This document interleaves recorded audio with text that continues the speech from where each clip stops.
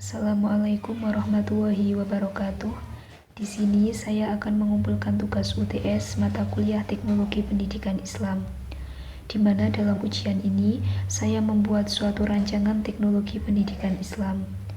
Perkenalkan, nama saya Fata Mufidah Rizky, NIM 2522003. Saya dari MPI semester 6. Dalam rancangan teknologi pendidikan Islam yang saya buat adalah pada materi pembelajaran tata cara sholat subuh untuk mata pelajaran fikih atau fikih ibadah. Mata pelajaran fikih atau fikih ibadah ini ada di jenjang MI, MTS, maupun MA. Baik, selanjutnya tujuan yang saya pilih berdasarkan rentetan tujuannya.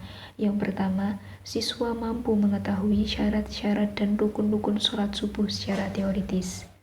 Tujuan yang kedua, siswa mampu memahami makna, pentingnya, serta urutan pelaksanaan sholat subuh.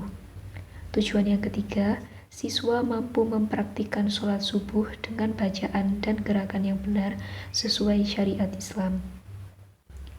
Dan kita tahu bahwasanya dalam tujuan itu ada mengetahui, memahami, mempraktikkan, menganalisa, mengevaluasi, dan membuat. Dalam konteks ini saya memilih 3, yaitu tahu, paham, dan juga mempraktikkannya. Kemudian yang ketiga, strategi.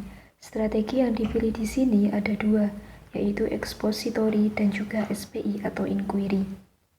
Expository ini untuk merealisasikan tujuan mengetahui dan memahami, sedangkan SPI atau inquiry untuk merealisasikan tujuan praktik, di mana expository ini nanti berpusat pada guru, sedangkan SPI atau inquiry ini nanti berpusat pada siswanya. Strategi expository adalah strategi di mana guru berperan sebagai pemberi informasi secara langsung kepada peserta didik. Materi disampaikan secara sistematis dan terstruktur untuk memastikan pemahaman dasar yang kuat. Keterkaitan dengan nilai-nilai keislaman yang pertama, tugas guru sebagai murabi atau pendidik spiritual, di mana dalam Islam, guru memiliki peran penting sebagai penyampai ilmu atau alim, dan strategi ekspositori mencerminkan peran ini secara nyata. Keterkaitan yang kedua, pewarisan ilmu dan tradisi ulama, di mana dalam pendidikan Islam klasik, metode ceramah atau pengajaran langsung sangat umum digunakan. Hal ini mencerminkan nilai keilmuan sebagai aspek fundamental dalam Islam. Keterkaitan yang ketiga, tanggung jawab dan amanah. Strategi ini menanamkan kepada peserta didik bahwa menerima ilmu adalah amanah yang harus dijaga dan diamalkan. Sebagaimana ditegaskan dalam hadis, barang siapa yang dikehendaki baik oleh Allah, maka akan dipahamkan dalam urusan agama. Hadis riwayat Bukhari. Adapun strategi SPI atau inquiry, strategi ini mengedepankan aktivitas eksploratif dari siswa. Mereka diajak untuk bertanya, menggali, dan menemukan makna dari sebuah materi secara mandiri maupun kelompok. Peran guru hanya sebagai fasilitator. Keterkaitan dengan nilai-nilai keislaman yang pertama, tafakur dan tadabbur, di mana strategi ini sangat islami karena dapat mendorong siswa untuk melakukan perenungan dan pencarian makna terhadap ibadah sholat subuh yang sesuai dengan spirit tafakur dalam Al-Quran, Quran Surah Ali Imran, ayat 191. Nilai-nilai keislaman yang kedua, yaitu kemandirian dan tanggung jawab, di mana nilai-nilai keislaman seperti amanah, muhasabah, dan keikhlasan dipupuk karena siswa diberi kebebasan dan tanggung jawab dalam proses belajar. Yang ketiga, kesadaran spiritual personal, di mana dengan strategi inquiry, siswa tidak sekedar tahu tata cara sholat, tetapi juga merasakan pentingnya sholat sebagai kebutuhan rohani, bukan sekedar rutinitas. Selanjutnya, yang keempat adalah metode. Metodenya ada 2, yaitu demonstrasi dan penugasan. Demonstrasi ini untuk merealisasikan strategi ekspositori, sedangkan penugasan untuk merealisasikan strategi inquiry. Dua metode ini sangat penting untuk menyempurnakan strategi, karena antara strategi dan metode harus saling sinkron. Metode demonstrasi adalah metode pembelajaran yang menekankan pengamatan langsung terhadap proses atau kegiatan yang diperagakan. Dalam hal ini adalah gerakan dan bacaan sholat subuh.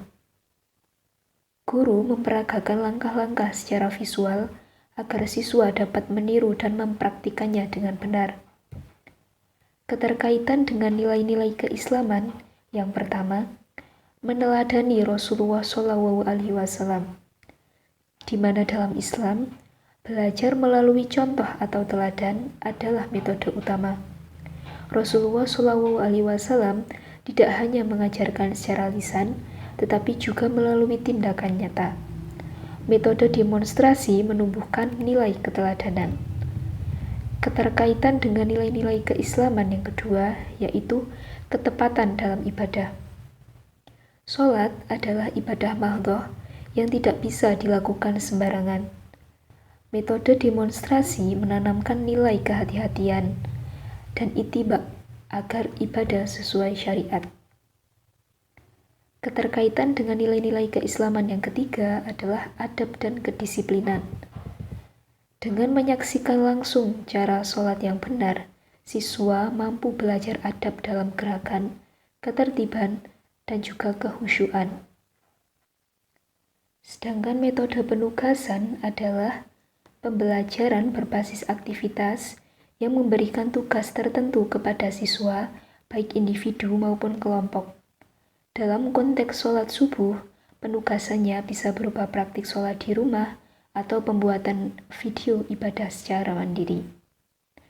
Keterkaitan dengan nilai-nilai keislaman yang pertama, amanah dan tanggung jawab, di mana siswa dilatih untuk melaksanakan tugas dengan penuh tanggung jawab dan mencerminkan nilai amanah dalam Islam.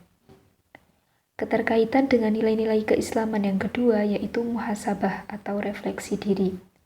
Artinya, jika penugasan disertai refleksi atau laporan kegiatan, ini dapat melatih siswa untuk menilai dirinya sendiri, sebagaimana Islam menganjurkan, hisablah dirimu sebelum kamu dihisab. Kemudian keterkaitan dengan nilai-nilai keislaman yang ketiga, yaitu kemandirian dalam ibadah, di mana sholat bukan sekedar aktivitas di sekolah, tetapi juga harus dibiasakan di rumah. Metode ini memperkuat nilai kontinuitas ibadah dan kedekatan dengan Allah di luar ruang kelas. Yang terakhir berkaitan dengan medianya. Media di sini menggunakan demonstrasi sholat subuh. Video demonstrasi adalah media audiovisual yang menampilkan peragaan langsung suatu proses atau kegiatan. Dalam hal ini adalah tata cara pelaksanaan sholat subuh mulai dari niat hingga salam, lengkap dengan bacaan dan penjelasan gerakan. Saya kira itu tugas dari UTS kali ini. Terima kasih. Wassalamualaikum warahmatullahi wabarakatuh.